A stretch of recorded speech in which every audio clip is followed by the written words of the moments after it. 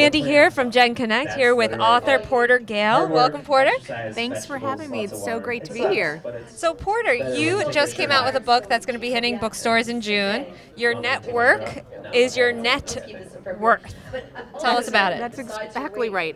It's very exciting. The book is really all about the power of our relationships and how when you want to think about what really gives you success and happiness, it's the people that you know. So, what's interesting is that we value our bank accounts, we value our jewelry, we size up clothes, but, what you were telling me, it's also your relationships and the people who you're connected with. That's right. And the book, what it's about is that networking really isn't this transactional game, that you need to be very authentic, think about your relationships and trying to find people that you can connect with based on kind of shared passions and values. And that's really the strongest and most effective way to have more success. How is your background in Virgin America, you were in marketing there, inspire this book?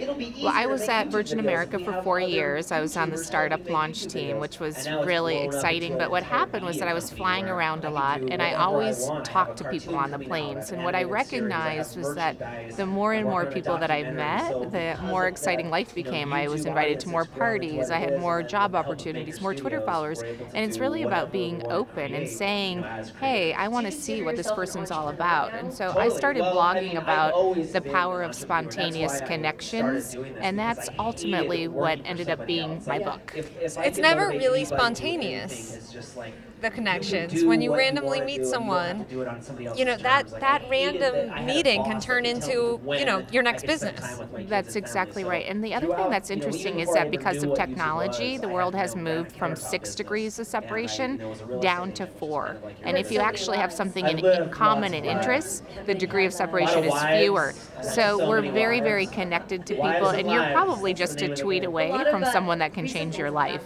So I saw an interview that you have on Blog Her. How did you meet the Blog Her girls? Was that a random meeting? The Blogger girls, they've been great. I met them because we were all invited to a conference in Mexico, and there was actually a hurricane. We decided not to go, but because we didn't go, we said, let's all have dinner anyways. And I ended up starting a tech circle where we eat dinner once a month, this group of women, and it's been a really strong force. So again, that's a situation where random meetings, and now we have friendships, collaboration, business relationship, again, a new relationship that just changes your life. Any tips out there on how to network effectively? Sure. A lot of my tips, the way the book is formatted is that the first section is all about looking at yourself. So I really encourage people to see what's holding them back. Do they have any barriers? It could be anything from shyness or, negative thoughts that we have in our head. So figure out how to get through those barriers.